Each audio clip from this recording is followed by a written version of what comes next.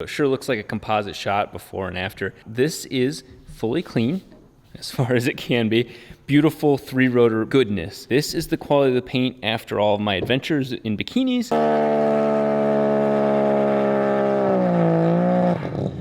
My adventures with spiders.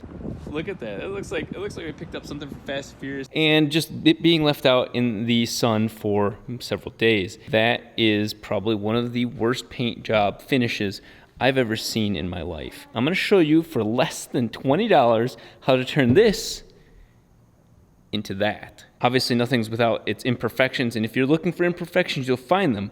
But you have to remember this is a paint job that looked like this and looks like this. That saves a hell of a lot of money. It's gonna take a little bit of work, but you're gonna make your car so much sexier. This was repainted at some point in its history before I picked it up. This process involves wet sanding. So if it's a car that you're really particular about, or a paint job that you think that you want to save and make it Concours level production quality, this video is not for you. This video is for anybody that owns like an old Honda Accord or even a Mazda RX-7, I would say up to this level is reasonable, that has been repainted or has just general paint problems, and you're willing to try this before getting it repainted. The one compromise being that you're willing to accept the fact that the existing paint has imperfections that cannot just magically be buffed out, whether they're key marks or anything that goes beyond the clear coat or even the actual base coat of the paint. Those things will not get any better within this $20. You can see a handful of swirls, you can see a handful of deeper scratches and areas that I just did not cover as well. That is human, real world life experience. Obviously, if I was trying to sell you on something in this video, I would make this pretty damn perfect, but I'm fairly happy with this. And the reason why is you get to areas like here, and these rock chips, well, tire chips from doing a massive burnout, are just, you can't get any better than that. So I'll be honest, why try? The very first thing I would get is this little handle with Velcro straps on it. That was impressively beneficial, not only for this type of sandpaper that has a very soft Velcro-y type backing, but also you can wrap normal sandpaper around it and hold it on each side. $10 for a little kit from AutoZone is so worth it. This kit does come with 400, 1,000, and 1,500 grit sandpaper. I would definitely avoid the 400 for the sake of this video. At that point, you're removing a lot of material all at once. The second two things that are both about $5 each, I would say is a 3,000 grit and 5,000 grit pack of this sort of wet sanding sandpaper. That gives you a total of 10, 5, and 5. There's your $20 in material needed to restore this car. What is the real problem with it? Well, you can see if we zoom in closely, the clear coat, fortunately in this case, the clear coat is just shattered. Not only is it splintered, it's oxidized, but what really concerned me before making the video was if it was just trashed beyond the surface level. There is a lot of material that needs to be taken off to achieve smoothness. Your goal is to get all of these crazy spider marks out of the clear coat. The color underneath there is still locked in. So all we are doing in the scope of this video is modifying, adjusting, massaging the clear coat, the top layer of this paint job. I'm gonna show you a snippet from another video I'm working on that shows you when you are in over your head and your paint job is so trashed that it is beyond the clear coat. Look at this. Unlike the other car, this car is bleeding, and you know what that means. That's not clear coat. That's not snowflake. That's good old paint layer. Your goal with this is to simply use the highest level that starts getting the beginning of results. See this spot right there? That was using 1,000 grit sandpaper, and what is important about it is you see a nice consistent sheen, basically a nice smooth glaze of me rubbing it all in the same way. That shows you that my problem, at least in this area of the car, can be handled with 1,000, if not maybe even higher. You can feel it too. Once the sandpaper gets to a certain consistency, it slips much easier. If you go too fine, so if say you start with a 5,000 grit, you're more or less polishing around these deeper scratches and grooves and crap that's in the clear coat. That's not going to work. So I would suggest approximating 1,000 to maybe 1,500 grit, maybe even 800 if it's really bad, to start this process off. This is a perfect example of what it's like to put perfume on a pig. You can polish. This is clearly polished. The finished layer is done to this section of the paint over here. But see all of those spider marks, all that cracking? That means I did not get that area down with the right highest, most coarse level of sandpaper before going and doing all the final processes. It might be your goal to keep some of the orange peel because obviously if you have the rest of the car that's in good condition, you want to keep it consistent along all the body panels. But in this case, I'm looking for the correct level of beautiful glass. Look at that. You can see, other than the imperfections, that's very smooth lighting reflection. Over here, you see the orange peel. Here's 1500 grit, so a little bit more aggressive.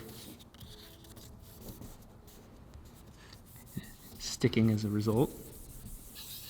I'm not putting much pressure at all on it. You can get out what you put down.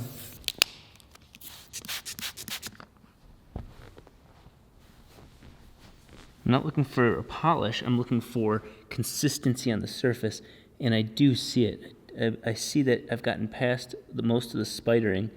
I do want to point out for the remainder of this area, I ended up going up all the way to the 800, and here's why. Some of these deeper scratches that you see, particularly like that one there, a couple of those other ones, and just the general toughness of the surface. Using the lower grit sandpaper means that I'm obviously taking off way more material, which is suggested by all this android milky white substance all over the paint, former clear coat. It is actually kind of nasty though. It's not just clear white, it's got some tarnish to it. But I am using 800, and then I'm gonna go back down to 1500, 2000, and so on.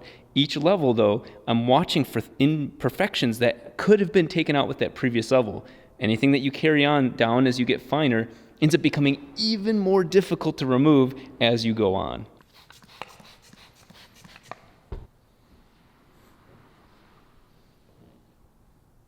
Look at that. It's looking kind of promising. I can see a couple areas that need a little bit of adjustment, but overall, I'm pretty happy. Just kidding. As soon as it dried, as soon as I set my camera down, you can see all of the spidering up in here and some of it right in there. You see this trim here? Obviously I'm not getting to the trim, and that will show when you go to come back. All of this area here is gonna look extremely rough. So you can use the blue tape, which I bought as well, masking tape, and do it like the professionals, and then you can get hog wild as pretty close to the trim as possible, or obviously take the trim off. Things like this are something where you'd want to take it off completely because you're never going to get close enough. And if you're trying to do something that is worth your time, you got to do those details, right? Because they show up 100%. Additionally, the same thing here is this is a softer material, this plastic. Even though it does have swirls, it doesn't require nearly the amount of work that this area does. So again, this is another spot that you'd probably mask off. Hopefully this is a before shot and we get to see something absolutely beautiful after. So I even put a little bit of effort into putting the tape up here, and I can feel where the paint isn't even finished, and you can tell when they repainted it. Look at that. They painted on the actual plastic. So again, you need to make sure you manage your expectations, and in my case, I'm going to try and make it as good, if not slightly better, than it was left at. Brief example of how that little bit of extra prep work goes such a long way. There is a little bit left right there. I'm going to hit that spot really quick, but otherwise, the rest of this area really looks good. It's just clear that this is a very time-consuming process, but you can see how every bit of attention to detail makes a big difference. I'm literally working on only that much of the car, and I've spent 2 hours over, obviously I'm filming too, so you wouldn't be doing that, but it's gonna take forever. If you're like me, you're gonna look at this and go, oh my God, it's so close. If I just keep going down, it's gonna be fine. And the answer is no. Those sort of spots right there near my fingertip, those little bits and pieces right on the edge here, for example, those things are going to show up in the next round. Don't pass them up. Just stop. Don't even continue. Just stop, take a breather, because you know you're going to try and skip steps. There are problems with the paint that need to be fixed before you can go any further, and you just have to admit it. Like, see that swipe right there? I've been trying to gently get that one out. It's in there pretty deep. That was only one round of the 1500 grit sandpaper, and it's already resembling better paint. That's round 2 of the 1500. Now it's time for round 1 of the 2000. Just did my first layer of 3000, and you can already see just a little bit of reflection.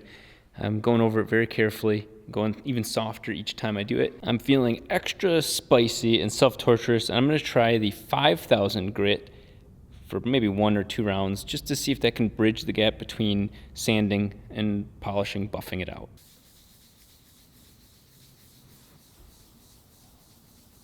It's still wet, but there is 2 rounds of 5,000 grit.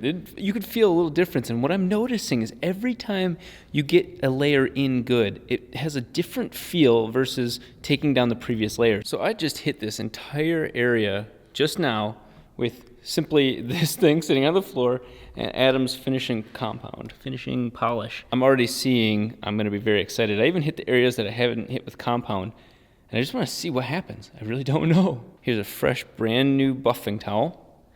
And let's see together the results we get. That's pretty silky smooth. I don't know if the camera's gonna pick up on it, but I'm gonna be 100% honest with you guys. I do see some imperfections in what I did, but holy shit. Compare all of that to what it looked like before.